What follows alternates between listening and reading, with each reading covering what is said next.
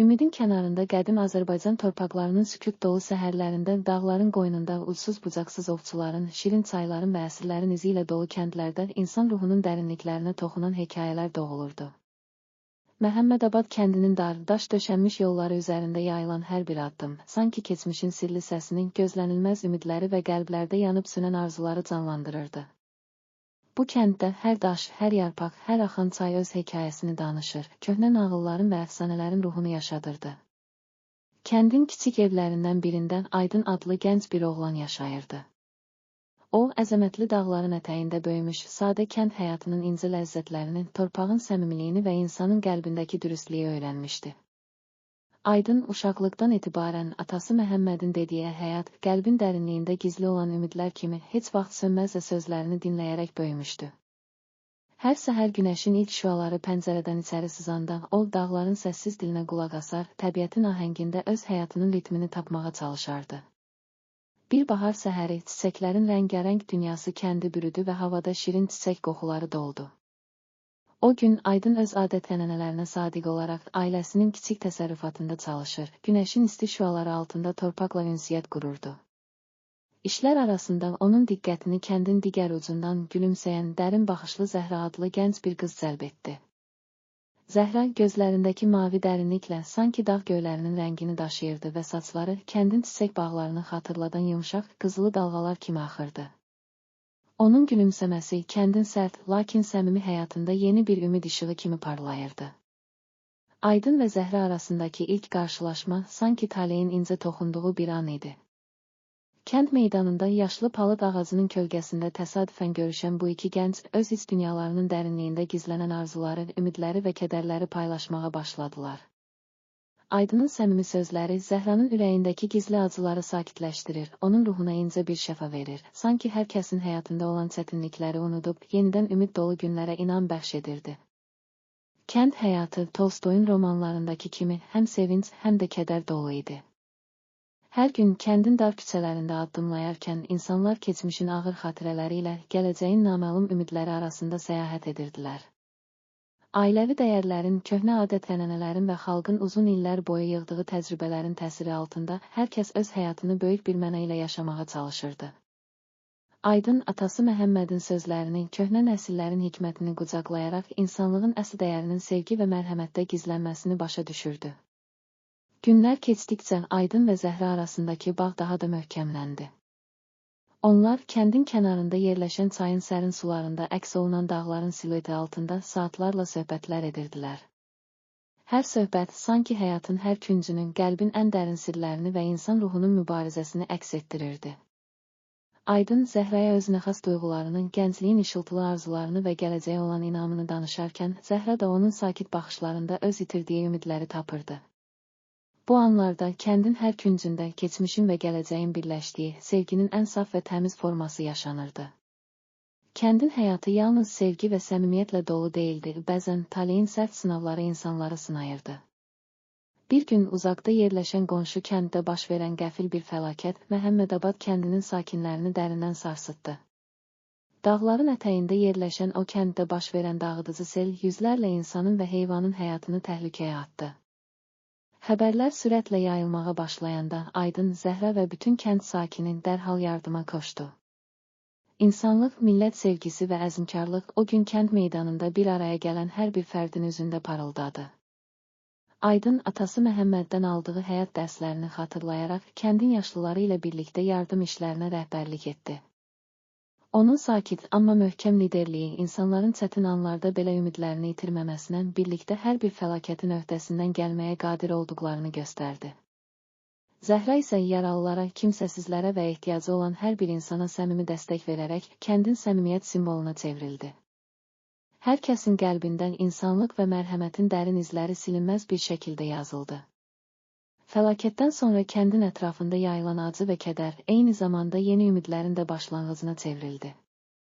Gecələr, ulduzların parlaqlığı altında Aydın və Zəhra həyatın sonsuz ziddiyyətlərini, sevinç və kədərin iç-içə keçdiyi anları, vətən sevgisinin necə böyük güc olduğunu düşünürdülər. Aydının düşüncələri Tolstoyun romanlarında gördüyü kimi insanın daxili dünyasının fəlakət və ümid arasında gedən mübarizəsini, qəlbin dərinliklərindəki zəiflik və gücün ahəngini əks etdirirdi. Hər səhər kəndin sərin havasında oyanan insanlar dağların sükutlu dilini dinləyir. Hər bir canlı orada torpağın, çayın və ağacların içində öz ömrünün izlərini tapırdılar. Ailən, dostları, yaxınları ilə bölüşdükləri hər bir an onların həyatına yeni mənalar qatır, gələcək nəsillərə yol göstərən bir işıq kimi parıldayırdı. Aydın da bu dərin həyat dərslərini xalqın köhnə nağıllarında, atalarının hikmət dolu sözlərində tapır, Zəhranın yanında hər yeni günə daha böyük inam və sevgi ilə addımlayırdı. Kəndin yaşlılarından biri, qoca Nəsrəddin bəy, uzun illərin gətirdiyi təcrübə ilə gənclərə hər zaman deyirdi: həyat bizə verdiyi hər bir dərsi, hər bir acını və sevinci ilə bizə öz üzümüzü kəşf etdirməyə çalışır. Hər gün, hər an bir ömür qədər qiymətlidir, çünki qəlbimizdə yığılan hər bir xatirə gələcəyin işığına çevrilər. Bu sözlər Aydın və Zəhra üçün böyük bir ilham mənbəyi oldu. Onlar kəndin ən qədim adət-ənənələrindən nəsillər boyu qorunan hikmətə inanır, həyatın hər bir anını səmimi və dolğun yaşamağa çalışırdılar. Zaman axır, illər keçdikcə Aydının və Zəhranın sevgisi kəndin bütün məhəllələrində danışılan bir nağıl kimi yayıldı. Hər küncdə, hər daşda onların sevgi izləri, insan ruhunun zəiflik və gücünün, mərhəmət və ümidin canlı təcəssümü kimi əks olunurdu. Gənclik illərinin fırtınalı günlərində yaşadıkları sınaqlar, sevinç və kədərin qarışığı onların ürəklərində ömürlük izlər buraxdı.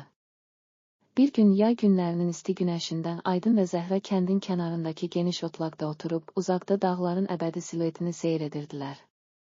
O an Aydın Zəhraya mürəkkəb bir səs tonunda dedi: həyat bizə verdiyi dərslərlə bizi həm ağladır, həm də gülüldür. Bu dağlar, bu çaylar, bu torpaq. Hamısı bir-birinə bağlı, sanki biz insanın qəlbindəki ən dərin sirləri söyləyir. Hər birimiz öz içimizdə dağların sükutunu, çayın axarını və ulduzların parlaqlığını daşıyırıq.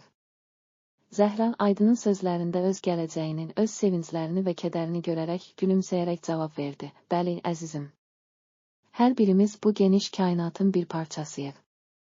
Bizim sevgimiz, ümidimiz, acılarımız bu torpağın hər bir qarışında, hər bir nəfəsdə iz qoyur. Bizim adımız nəsillərə ötürüləcək bir dastanın parçasıdır. Belə anlarda hər kəsin qəlbində həyatın əsl mənasını tapmaq arzusu oyandı. Kəndin insanları həyatın hər bir incə gözəlliyini, qəlbdə yaşanan dərin duyğuları və əbədi sevgini dərk etdilər. Aydın və Zəhranın hekayəsi sanki hər çətinliyin, hər ümidin, hər kədərin üzərində qalib gələn sevginin simvoluna çevrildi. İllər keçdi, günəşin hər səhər yeni işıqlar saçdığı, torpağın yenidən canlandığı, dağların səssiz dilinin heç vaxt unudulmadığı bir dövrdə Məhəmmədabad kəndi öz ənənələrini və adət-ənənələrini yaşatmağa davam etdi.